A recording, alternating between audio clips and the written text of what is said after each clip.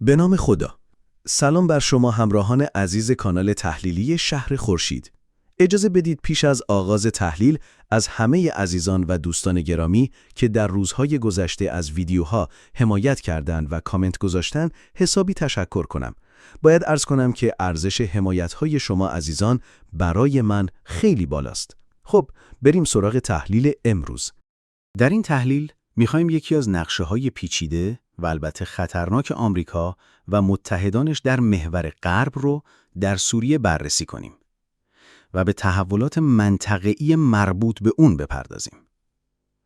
تحولاتی که اگر به درستی درک نشن، ممکنه تا چند ماه آینده چهره سوریه و حتی کل معادلات قدرت در منطقه رو دگرگون کنن.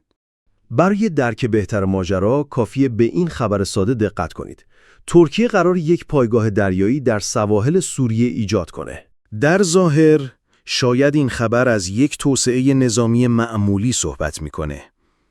اما اگر بدونیم که این پایگاه دقیقاً در نزدیکی منطقه نفوذ روسیه در ساحل غرب سوریه، یعنی لاذقیه و ترتوسه، همه چیز تغییر میکنه. خصوصاً که در موازات اون شاهد حملات مستمر و مشکوک گروه‌های تروریستی تحت حمایت تحریرالشام به پایگاه هوایی حمیمیم روسیه هستیم. با کنار هم قرار دادن این اتفاقات متوجه میشیم که این تحولات ترکیه یک حرکت تاکتیکی نیست، بلکه بخشی از یک پروژه بزرگتره. پروژه اخراج روسیه از سوریه.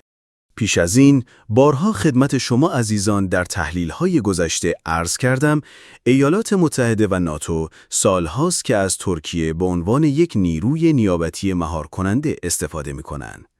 در دوره‌ای این استفاده شامل حمایت از تروریست‌های شکست خورده از اتحاد ایران، روسیه، محور مقاومت و ارتش سوریه در شمال سوریه بود. اما پس از آنکه انتظار سقوط دولت بشار اسد محقق نشد، همه چیز تغییر کرد. ترکیه که انتظار گرفتن پاداش بزرگ خودش رو در سوریه داشت، کاملا از سوی آمریکا غافلگیر میشه و نه تنها پاداشی به ترکیه داده نمیشه، بلکه مأموریت بزرگتری از سوی آمریکا به ترکیه سپرده شد. اون مأموریت چیزی نبود جز به حاشیه بردن و در نهایت حذف فیزیکی نفوذ روسیه از سواحل مدیترانه در مرحله اول و سپس ورود ترکیه به درگیری نظامی مستقیم با روسیه. این اقدام ترکیه بدون شک به تغییر توازن در منطقه منجر خواهد شد، چرا که پایگاه دریایی ترکیه در سواحل سوریه نه تنها یک اقدام نظامی بلکه یک اعلام جنگ سرد جدید بین آنکارا و مسکو محسوب میشه. اما به نظر شما در میان این بازی بزرگ قربانیان اصلی چه کسانی هستند؟ بله، درست حد زدید. قربانی اول و آخر این جریانات مردم بیگناه سوریه هستند. علل خصوص مردم علوی مذهب منطقه ساحلی، شیعیان، گروه‌های مقاومت محلی و باقی مانده ارتش سوریه. برگردیم سراغ تحلیل. طبق دستور آمریکا، ترکیه با اتکاب جریان اخوان المسلمین و همراهی گروه‌هایی مثل تحریرالشام و انصارالسنه تلاش میکنه شکاف مذهبی و فرقه‌ای بین علویان و اهل سنت رو به نقطه انفجار برسونه. از سوی دیگه رژیم اردوغان با نزدیک شدن به اسرائیل و ایجاد تضاد بین کشورهای منطقه با ایران و روسیه پروژه‌ای رو پیش میبره که هدف نهایی اون ناتوئیزه کردن سواحل سوریه است. اما این فقط نیمی از داستانه. در تحولی همزمان گزارش‌های منتشر شده که از افزایش بیعت با داعش در مناطق شرقی و مرکزی سوریه خبر میده. نه فقط به صورت فردی بلکه به شکل گروهی و حتی در میان شاخه‌هایی از گروه‌های افراطی رقیب مثل تحریرالشام. این یعنی بعضی از سازمان‌های اطلاعاتی غربی بعدشون نمیاد که هیولای خلافت بار دیگه بیدار بشه و مقدمه طرح قدیمی جنگ‌های مذهبی 30 ساله بین شیعه و سنی رو دوباره فعال کنن. اما یک نکته بسیار مهم رو فراموش نکنید. اگر این هیولا احیا بشه، باید توجه داشت که داعش این بار نه به خاطر پول نفت یا تسلیحات قاچاق، بلکه به خاطر خلأ قدرت و خلأ ایدئولوژیک داره بازسازی میشه و این بسیار خطرناکه. وقتی داعش دوباره سر بلند کنه، اول به سراغ مناطق دارای خلأ قدرت در شرق سوریه خواهد رفت. منطقه رقه، دیر الزور، صحرای حمص و حتی حمه حسکه و از اونجا مثل یک مار به سمت دمشق میخزه تا کل سوریه رو به دست بگیره. با این پیشفرض، این بار داعش دیگه فقط یک ابرگروه تروریستی نیست، بلکه موتور پیشران آشوب منطقه‌ایه که غربی‌ها برای منطقه ما در نظر گرفتن. آشوبی که بستر اون به دست ترکیه و ناتو آماده شده و سوخت اون رو تضاد تفکرات افراطی مکاتب ضاله اسلامی تأمین خواهد کرد. البته فراموش نکنید در کنار این طرح‌های دیگه‌ای هم در جریانه، چرا که دشمن میدونه این آخرین شانس برای تسلیم کردن هژمونی ایران و یارانش در محور مقاومت در منطقه غرب آسیاست. و حالا اجازه بدید سناریوی نظامی آینده سوریه رو مرور کنیم.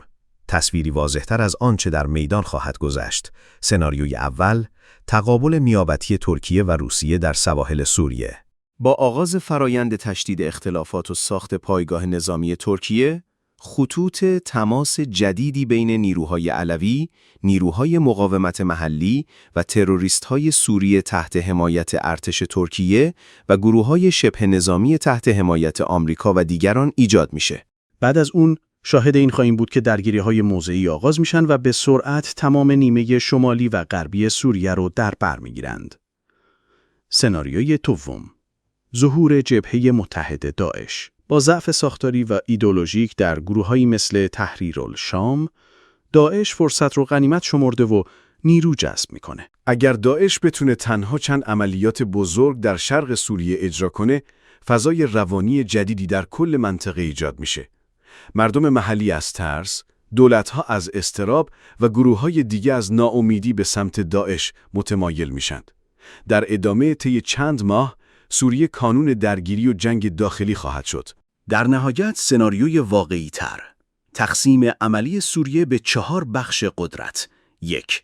شمال تحت نفوذ ترکیه و اخوان المسلمین. 2. شرق در کنترل کردها و نیروهای آمریکایی. 3. سواحل غربی، محل نزاع روسیه، ترکیه و گروههای اخوانی.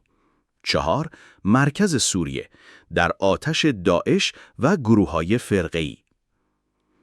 در این وضعیت سوریه دیگه یک کشور نخواهد بود، بلکه به میدان نبرد قدرت‌های جهانی تبدیل میشه. خب، خیلی ممنونم که تا اینجا همراه ما بودید. امیدوارم از دیدن این ویدیوی تحلیلی لذت برده باشید. هر جا هستید چک کنید ببینید که ویدیو رو لایک کردید یا نه و حتما ببینید عضو کانال هستید. دمتون گرم و تا تحلیل بعدی، خدا نگهدار.